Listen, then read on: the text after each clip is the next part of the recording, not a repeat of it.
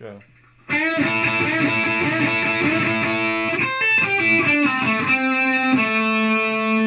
The Mothman Prophecies was a film that came out in 2002, directed by Mark Pellington. In this movie here, it's not your typical monster horror movie, it's more of a psychological thriller, and the plot revolves around a true story based in Point Pleasant, West Virginia. If you're not familiar, the Point Pleasant, West Virginia had a tragedy years and years ago where their bridge collapsed and quite a few people died. I have an interesting story about this movie. Back when I was 13, 14, somewhere around that range, I don't know if you all happen to remember the show Destination Truth on Discovery. That show was basically like people found lost tapes of like mythic creatures like the Chupacabra, the Loch Ness Monster, and the Mothman, which this movie is based on. And for some reason I was in this phase where I was just so into that and just thought it was so cool. I went to my grandma's over this summer and I noticed she had this on VHS, the Mothman Prophecy. So after watching that show I was like, oh man, I really want to watch it. So grabbed it. Wasn't what I expected as a kid, but going back and rewatching it, it's a very underrated movie. I don't think this movie gets a lot of credit that it deserves because it is very, very well done. So like I said, the plot has to deal with the Mothman coming to Point Pleasant and well, the climax being the bridge is falling. You know how it's gonna end, but it's just cool how they get to that point. So with the casting with Richard Gere and Laura Linney as the two main characters, Richard Gere's wife and him just bought a house starting off, and spoiler warning, his wife dies. They're driving down the icy road, snowy day, it's right around Christmas time, something like that, and Big house.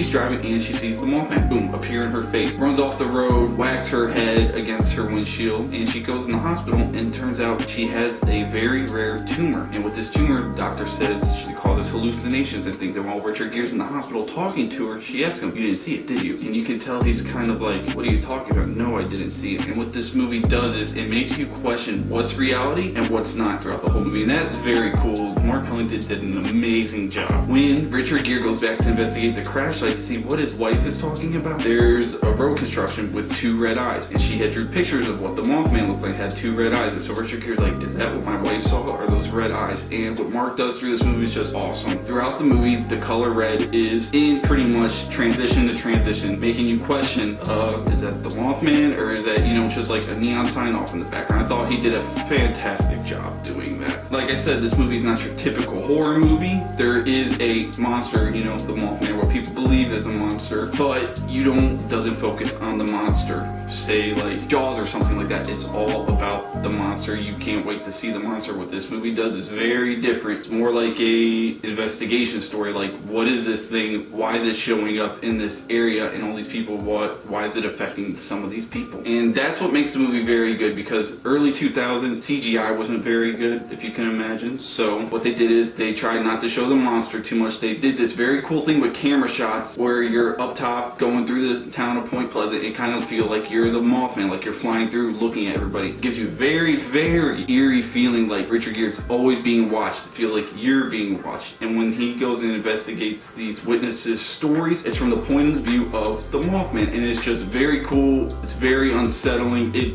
makes the tension in the movie just build up, and it's really good. There's a lot of great scenes in this movie. There's one scene in particular where Laura Linney is talking about a dream she had to Richard Gere, and in this dream it kind of foreshadows what the end of the movie is, and you kind of connect the dots. So awesome job with that. There's another scene where after Richard Gere's wife passes away, he's going and looking at her drawings, and a nurse comes in and says she knows she was ready to die.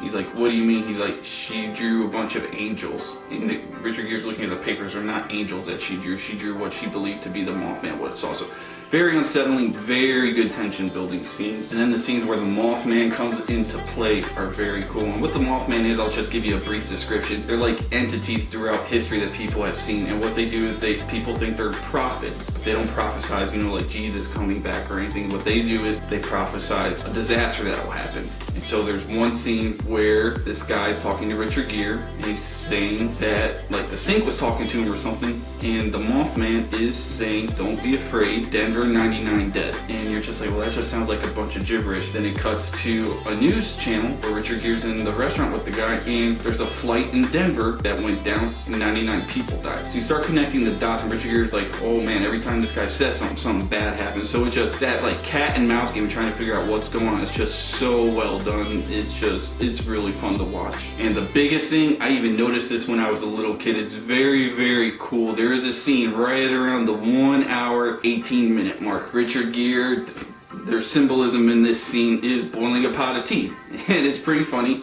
This scene is supposed to symbolize like the movie's almost over. Richard Gere is just all the stuff he's gone through. He's reached his boiling point. And he's on the phone with somebody. Something doesn't go the way it should, and not trying to give too many spoilers here. You can watch the reflection in the mirror when he's talking to this guy on his phone. The reflection in the mirror isn't acting like Richard Gere is when he's talking on the phone. And it's so creepy because it's like that's somebody else in the mirror right there. Is that like a Mothman type thing? And he goes and slams this door with the mirror in it. And a lot of people don't notice it because it's kind of like you're so focused on Richard Gere going a little mad on the phone that if you don't pay attention, there's a face that appears in the mirror. And I don't know if it's his dead wife or if it's the actual Mothman, what he looks like. And I remember as a little kid, I was looking forward to watching it, and that scene popped. I was like, yep, there it is, that scene right there. It was just so well done. There's lots of things in this movie that you can pay attention to, catch on little Easter eggs. Just you gotta pay attention to all your surroundings, and it's just, it makes the film so much fun. There's a replay value in the film because you will see something new every time. So with that being said, that is my big review for the Mothman Prophecies. Like I said, it's not as well known as other horror movies, and that does it a disservice. You need to go watch it. If you're not into like monster horror movies like I am, I'll be honest, I'm not very good with horror movies, but this film is more of a psychological horror, making you question what's reality and what's not. It is well worth the watch. You should definitely go ahead and watch it. I'm gonna give Mothman Prophecies a solid B+, so go ahead, do yourself a favor, go watch this movie. You can watch it a couple times actually. Thanks everybody for tuning in to this episode of Kota's Cove. We'll have more spooky movies coming for you soon. Make sure you like, subscribe. Thanks.